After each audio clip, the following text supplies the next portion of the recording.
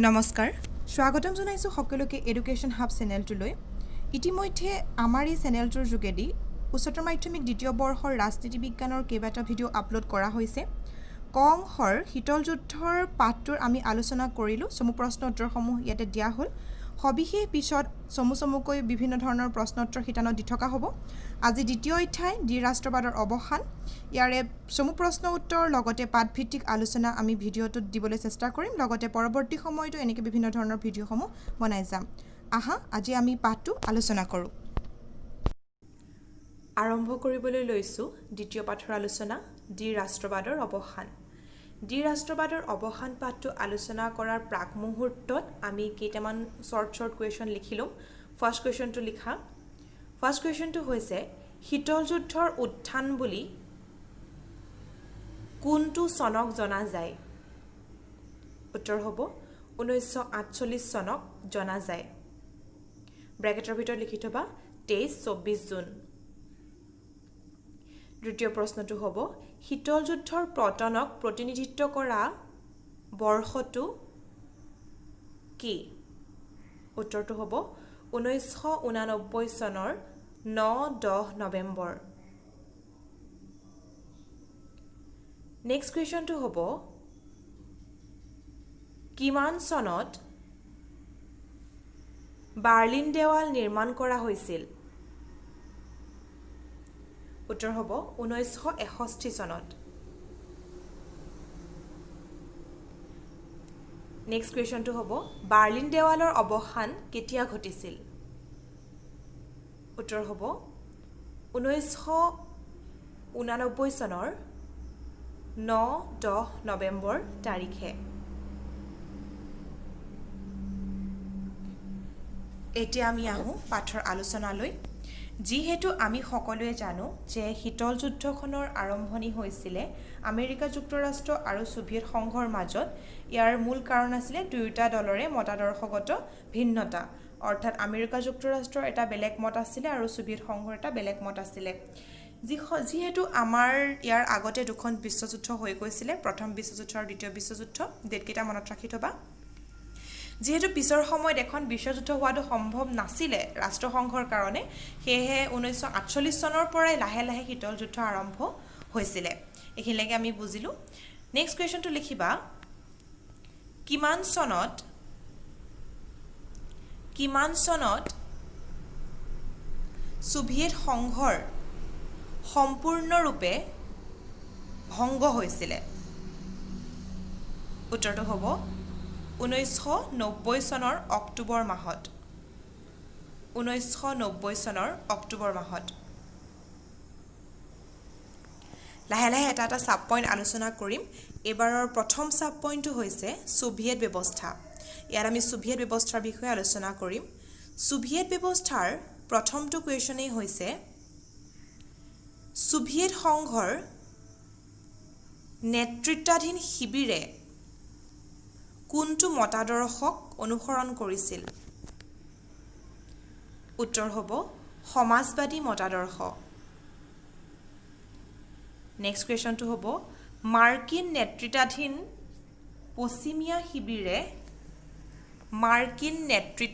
পশ্চিমীয়া শিবিৰে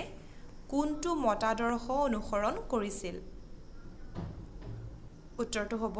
পুঁজিবাদী মতাদৰ্শ নেক্সট কুৱেশ্যনটো হ'ব পুঁজিবাদী ব্যৱস্থাৰ মূল ভিত্তি কি আছিল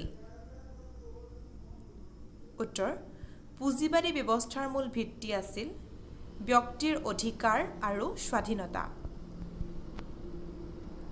এইখিনিতে কৈ থওঁ যে পুঁজিবাদী ব্যৱস্থাৰ মূল ভিত্তি বুলি যেতিয়া ব্যক্তিৰ অধিকাৰ আৰু স্বাধীনতা কোৱা হয়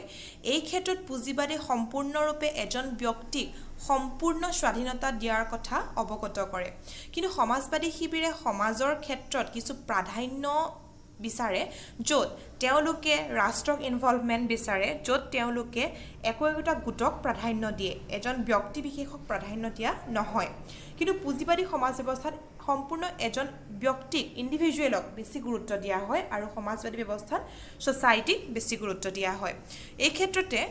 পুঁজিবাদী ব্যৱস্থাৰ মূল ভিত্তিটো যেতিয়া আমি আলোচনা কৰিম ব্যক্তিৰ অধিকাৰ আৰু স্বাধীনতা ইয়াত ব্যক্তিগত অধিকাৰক প্ৰাধান্য দিয়াটো উল্লেখ কৰা হ'ব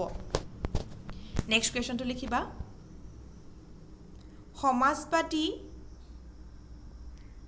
সমাজবাদী শিবিৰৰ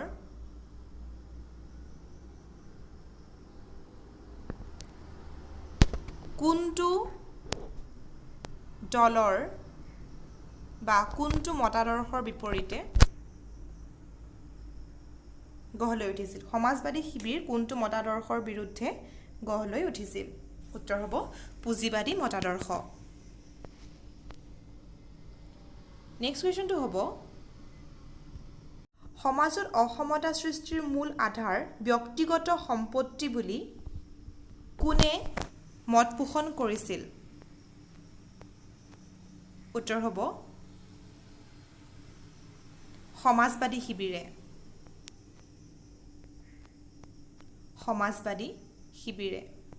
নেক্সট কোৱেশ্চনটো হ'ব ৱাৰছ' চুক্তি কিমান চনত স্বাক্ষৰিত কৰা হৈছিল উত্তৰ হ'ব 1955 চনত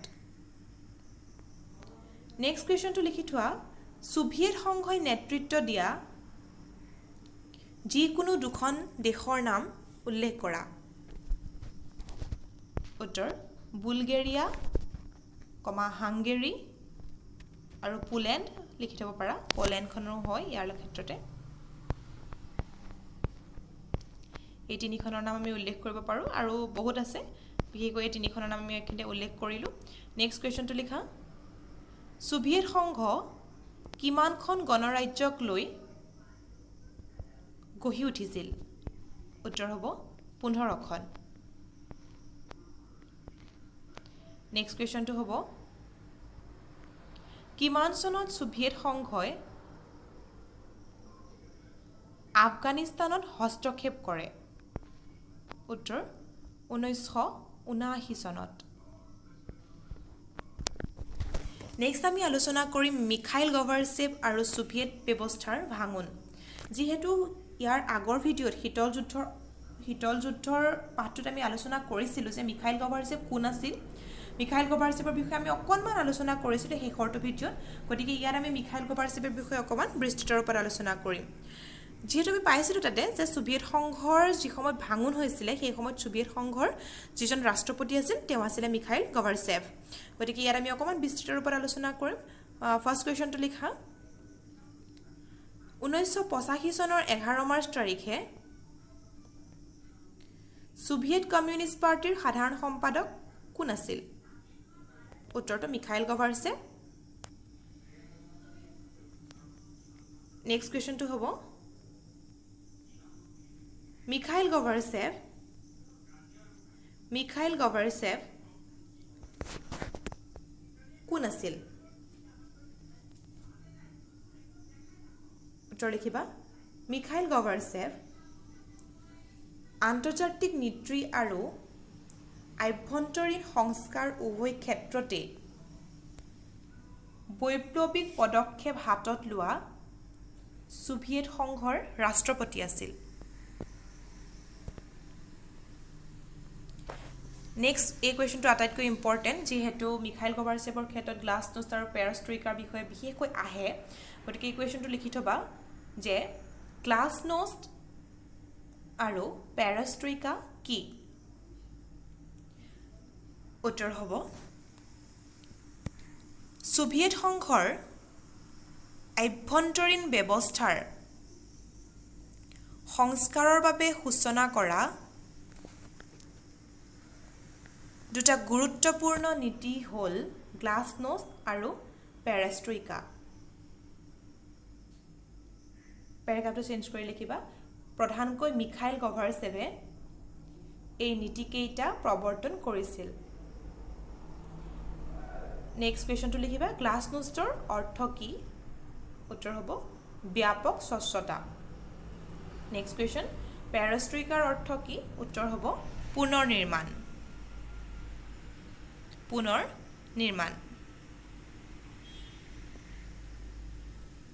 নেক্সট কোৱেশ্চন লিখা সোভিয়েট সংঘৰ অন্তৰ্ভুক্ত লিথুৱানিয়াত প্ৰথমবাৰৰ বাবে কেতিয়া নিৰ্বাচন অনুষ্ঠিত কৰা হৈছিল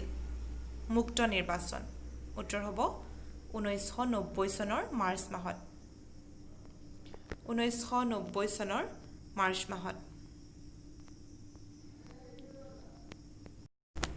ইয়াৰ পিছৰ পইণ্টটো আহিব সোভিয়েট সংঘ কিয় ভাগি পৰিল সোভিয়েট সংঘ কিয় ভাগি পৰিল এইটো এটা বৃহৎ কনসেপ্ট হয় এইটো এটা বৃহৎ ব্যৱস্থা হয় যেটো আমি জানাটো নিতান্তই প্ৰয়োজন যেহেতু শীতল যুদ্ধ আছিল শীতল যুদ্ধৰ সময়ত গতিকে প্ৰত্যক্ষভাৱে কোনো এখন ৰাষ্ট্ৰই ইখনে সিখনক আক্ৰমণ কৰা নাছিল যদিও কি কাৰণে সোভিয়েট সংঘ ভাগি পৰিছিল কি কাৰণে সোভিয়েট সংঘৰ অৱসান ঘটিছিল সেইটো আমি আলোচনা কৰিম ইয়াৰ পৰৱৰ্তী ভিডিঅ'ত গতিকে আজিলৈ ইমানখিনিয়ে কৈ সামৰিলো ভিডিঅ'টো প্ৰথমৰ পৰা লাষ্টলৈকে চোৱাৰ বাবে ধন্যবাদ আৰু কিবা জানিবলগীয়া থাকিলে বা সুধিবলগীয়া থাকিলে কিবা জনাবলগীয়া থাকিলেও কমেন্ট সেকশন খোলা আছে কমেন্ট সেকশনত কমেন্ট কৰি জনাব পাৰিবা ধন্যবাদ ভিডিঅ'টো শেষলৈকে চোৱাৰ বাবে সকলোকে ধন্যবাদ জনালো ভিডিঅ'টো ভাল পালে লাইক কৰিবা বন্ধুবৰ্গৰ লগতো শ্বেয়াৰ কৰিবা আৰু কিবা বিশেষ কথা জানিবলগীয়া থাকিলে অথবা কিবা সুধিবলগীয়া থাকিলে কমেন্ট সেকশন খোলা আছে কমেন্ট সেকশনত আমাক কমেন্ট কৰি জনাব পাৰা লগতে আমাৰ ডেসক্ৰিপচন বক্সত দিয়া ইনষ্টাগ্ৰামৰ লগতো আমাৰ সৈতে যোগাযোগ কৰিব পাৰা আৰু লগতে আমাৰ চেনেলটো নতুন হলে আমাৰ চেনেলটো সাবস্ক্ৰাইব কৰিবলৈ নাপাহৰিবা লগতে কাষতে থকা বেল আইকনটো দবাই দিবা যাতে নতুন ভিডিঅ'ৰ আপডেটসমূহ আহিলে তোমালোকে পোনপটীয়াকৈ অতি শীঘ্ৰেই তোমালোকে লাভ কৰিব পাৰা ধন্যবাদ